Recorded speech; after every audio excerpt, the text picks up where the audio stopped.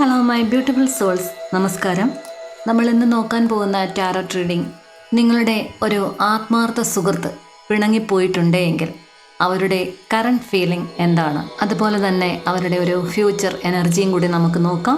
എല്ലാ ബന്ധങ്ങളും love story ആയിരിക്കണമെന്നില്ല. ചിലപ്പോൾ അതൊരു ഫ്രണ്ട്ഷിപ്പ് ആയിരിക്കും. പക്ഷേ അതിന്മേലുണ്ടാകുന്ന ഒരു ഹർട്ടിങ് എനർജി എന്ന് പറഞ്ഞു കഴിഞ്ഞാൽ ഒരു റൊമാൻറ്റിക് റിലേഷൻഷിപ്പിലെ ബ്രേക്കപ്പിനേക്കാൾ നമ്മളെ വളരെയധികം ആഴത്തിൽ അത് പിടിച്ചുലയ്ക്കും. കാരണം ചില ബന്ധങ്ങൾ എന്ന് പറയുന്നത് ഒരു കാർമിക് ബോണ്ടാകാം.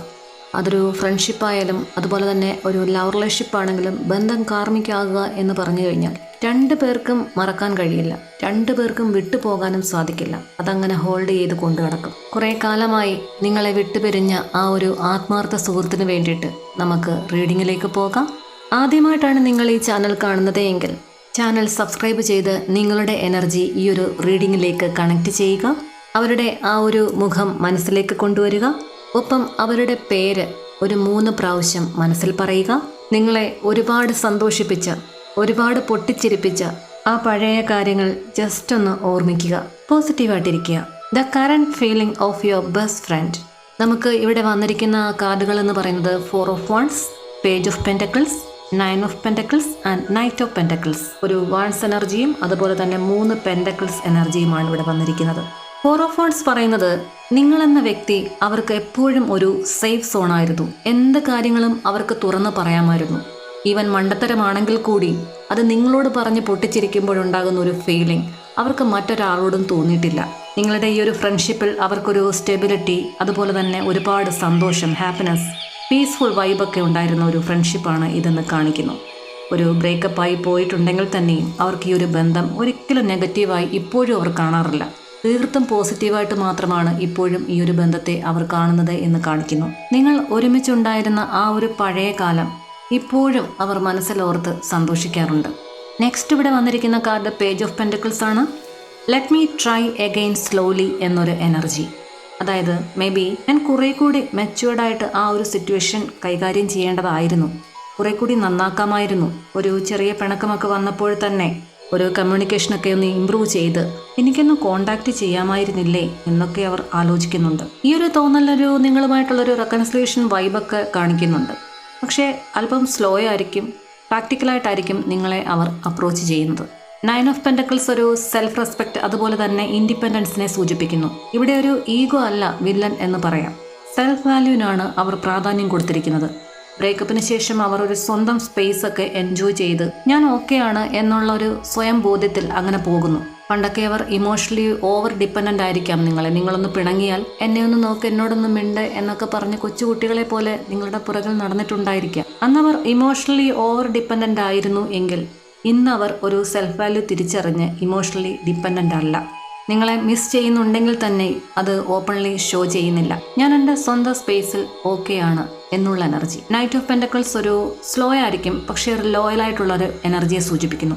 ഇതൊരു ശരിക്കും സ്ട്രോങ് ആയിട്ടുള്ളൊരു ഫ്രണ്ട്ഷിപ്പ് കാർഡ് തന്നെയാണ്. നിങ്ങളുടെ വളരെ ബെസ്റ്റ് ഫ്രണ്ടായ ഈ ഒരു പേഴ്സൺ ഒരു ട്രസ്റ്റൊക്കെ ഉണ്ടായിക്കഴിഞ്ഞാൽ ഈസിലി അങ്ങനെ വിട്ടുപോകുന്ന ഒരാളല്ല. ഒരു ക്വിക്ക് റിയാക്ഷനൊന്നുമില്ല, സ്ലോലി ആയിരിക്കും. പക്ഷേ ഷുവറായിട്ട് ഫീലിങ്സ് ഒക്കെ ക്യാരി ചെയ്യുന്നുണ്ട് എന്ന് കാണിക്കുന്നുണ്ട്. ബ്രേക്കപ്പ് സഡൻ റിയാക്ഷൻ കൊണ്ട് ഉണ്ടായതാണെങ്കിൽ തന്നെയും അവർക്ക് നിങ്ങളോടുള്ള ആ ഒരു സ്നേഹവും ഫീലിങ്സും ഒന്നും തന്നെ അത്ര പെട്ടെന്നൊന്നും ഡിസപ്പിയർ ആയി പോയിട്ടില്ല. ഒരാൾ കറണ്ട് ഫീലിംഗ് നോക്കുമ്പോൾ നിങ്ങളോട് അവർക്ക് ഇപ്പോഴും ഒരു ദേഷ്യമില്ല.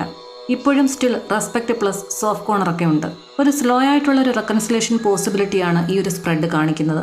ഈ ഒരു ബോണ്ട് എന്നത് ഒരു ഫിനിഷ് ഒന്നും ആയിട്ടില്ല. ഫോർ എവർ എന്നത്തേക്കിനും അത് വിട്ടു പോയിട്ടില്ല. അല്പം സ്പേസ് എടുത്തും ഒരു മര്യാദയോട് കൂടി മാറി നിൽക്കുന്ന ഒരു എനർജിയാണ് ഇവിടെ വന്നിരിക്കുന്നത്. തികച്ചും ഹോണസ്റ്റ് ആയിട്ടുള്ള ഒരു മെസ്സേജ് അവരുടെ ഹേർട്ടിൽ നിന്നും ഉള്ളത് എന്താണെന്ന് ചോദിക്കുമ്പോൾ, അവരുടെ എനർജി ബേസ്ഡ് നോക്കുമ്പോൾ നമ്മൾ തെറ്റായി അകന്നതാണോ എന്ന് ചിലപ്പോൾ എനിക്ക് തോന്നുന്നുണ്ട്. പക്ഷേ ഞാൻ പെട്ടെന്ന് ഒന്നും ചെയ്യില്ല. നീ എൻ്റെ ലൈഫിൽ ഒരു ബാഡ് മെമ്മറിയൊന്നുമല്ല, ഇപ്പോഴും വളരെ നല്ല ഒരു ഓർമ്മയായിട്ട് നിലനിൽക്കുന്നു. ഇതാണ് അവരുടെ ഒരു കറണ്ട് ഫീലിംഗ്. നിങ്ങളിപ്പോഴും ഇത് കണ്ടുകൊണ്ടിരിക്കുന്ന നിങ്ങളിപ്പോഴും ആലോചിക്കുന്നുണ്ടായിരിക്കും, അവർ മടങ്ങി വരുമോ, ഇനി അങ്ങനെ ഒരു കാലം തിരികെ കിട്ടുമോ. അതിനായി നമുക്ക് അവരുടെ ആ ഒരു ഫ്യൂച്ചർ എനർജി എന്താണെന്ന് നോക്കാം. ഇവിടെ വന്നിരിക്കുന്ന card 6 of pentacles, knight of cups, 2 of cups and 4 of pentacles. ആദ്യം വന്നിരിക്കുന്ന കാർഡായ 6 ഓഫ് പെൻറ്റക്കിൾസ് ഒരു ബാലൻസ് റീസ്റ്റോർ ചെയ്യുന്ന എനർജിയെ സൂചിപ്പിക്കുന്നു. അതായത് നിങ്ങളുടെ ഒരു ഫ്രണ്ട്ഷിപ്പ് ബന്ധത്തിൽ ഒരു ഇംബാലൻസ് ഉണ്ടായിരുന്നതായി നിങ്ങൾക്ക് തോന്നിയിട്ടുണ്ടോ? നിങ്ങൾ കുറെ കൂടി എഫേർട്ട് ഇട്ടിട്ടും അവരത് മൈൻഡ് ചെയ്യാതെ നിങ്ങളെ ഹർട്ട് ചെയ്ത് പോയിട്ടുണ്ട് എന്നൊക്കെ തോന്നിയിട്ടുണ്ടെങ്കിൽ അവരതൊരു ഈക്വൽ എഫേർട്ടിന് വേണ്ടിയിട്ട് ഇപ്പോൾ ആഗ്രഹിക്കുന്നു. നിങ്ങളെ ഹർട്ട് ചെയ്തതിലെല്ലാം തന്നെ ഒരു വിഷമം അവർക്കുണ്ട്. ഒരു ഫ്യൂച്ചറിൽ അവരൊരു മടങ്ങി വരികയാണെങ്കിൽ തന്നെ ഈ ഒരു ബാലൻസ് കറക്റ്റ് ചെയ്യാൻ അവർ മാക്സിമം ശ്രമിക്കും. ഇത് ശരിക്കും ഒരു വോളണ്ടറി റിട്ടേൺ എനർജി ആയിട്ട് കാണിക്കുന്നു. Next card knight of cups ആണ്. ഒരു ഇമോഷണൽ ആയിട്ടുള്ള ഒരു അപ്രോച്ചിനെ സൂചിപ്പിക്കുന്നു.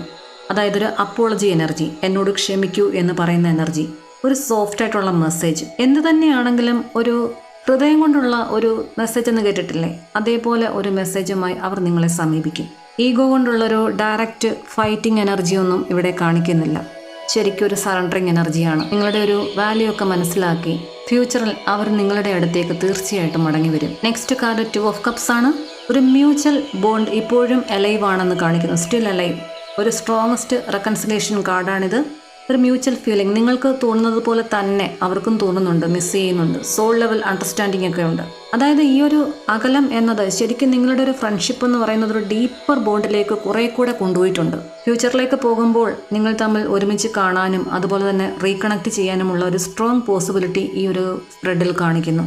നെക്സ്റ്റ് 4 ഓഫ് പെൻറ്റക്കിൾസ് ആണ്. ഒരു ഹോൾഡിംഗ് ബാക്ക് ഉണ്ട്, ചെറിയൊരു കോഷനുണ്ട്, ഒരു ഭയം, വീണ്ടും നഷ്ടപ്പെട്ടു പോകുമോ, ഇമോഷണൽ ഗാർഡ്, ഞാനിനി വേദനിക്കേണ്ടി വരുമോ, ഒരു സ്ലോ പ്രോഗ്രസ്സിനെയൊക്കെ അവരുടെ ഒരു സമയത്തിൻ്റെയൊക്കെ ആയിരിക്കാം ഒരു സ്ലോ പ്രോഗ്രസ് ഒക്കെ സൂചിപ്പിക്കുന്നുണ്ട്. റിട്ടേൺ ഉണ്ടാകും, പക്ഷേ ഇമ്മീഡിയറ്റ്ലി ഓപ്പൺ ഹേർട്ട് അല്ല. ഒരു ഗ്രാജുവൽ റീബിൽഡിംഗ് ഫേസിലേക്ക് പോയാണ് നിങ്ങളുടെ ഒരു റീയൂണിയൻ ഉണ്ടാവുക. ഫൈനൽ ആൻസറിലേക്ക് പോകുമ്പോൾ അവർ മടങ്ങി വരാൻ ചാൻസ് ഉണ്ടോ എന്നുള്ളൊരു ചോദ്യത്തിന് സ്ട്രോങ് പോസിബിലിറ്റിയാണ്. മെസ്സേജ് അപ്രോച്ച് ഒരു ചാൻസ് വളരെ ഹൈ ആണ്. മ്യൂച്വൽ റെക്കൺസിലേഷൻ എനർജി ഇവിടെ പ്രസൻ്റ് ആണ്. സ്ലോ ആയിരിക്കും, പക്ഷേ സ്റ്റഡി റീബിൽഡിംഗ് ഫേസ് ആണ്. ഇതൊരു പെർമനൻ്റ് എൻഡിങ് ഒന്നുമല്ല, ഒരു ടെമ്പററി ആയിട്ടുള്ളൊരു ഡിസ്റ്റൻസ്, അല്പം അകലം എടുത്ത് നിൽക്കുക എന്നുള്ളതാണ്. നിങ്ങൾ രണ്ടുപേരുടെയും വാല്യൂ അങ്ങോട്ടും ഇങ്ങോട്ടും മനസ്സിലാക്കാൻ യൂണിവേഴ്സ് തന്നിരിക്കുന്ന ഒരു അവസരമായിട്ട് ഇതിനെ കണക്കാക്കുക. ഒരു ടാറോ ട്രേഡിങ്ങിൻ്റെ ഒരു ഫ്യൂച്ചർ ഔട്ട്കം എന്താണെന്ന് ചോദിക്കുമ്പോൾ വന്നിരിക്കുന്നത് വളരെ പോസിറ്റീവായിട്ടുള്ള ഒരു കാർഡാണ്. ദ സ്റ്റാർ കാർഡാണ്.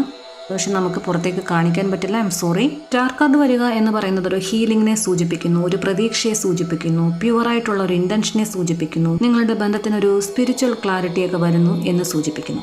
രണ്ടുപേരുടെ ഹേർട്ട് എന്ന് പറയുന്നത് ഫോക്കസ്ഡ് ഓൺ ഹീലിംഗ്. നിങ്ങൾ തമ്മിൽ എന്തെങ്കിലുമൊക്കെ ഒരു വഴക്കുണ്ടായിട്ടുണ്ടെങ്കിൽ അതിൽ പറഞ്ഞു പോയിട്ടുള്ള വാക്കുകൾ എല്ലാം തന്നെ ഒന്ന് ഫെയ്ഡായി വരണം അങ്ങോട്ടും ഇങ്ങോട്ടും.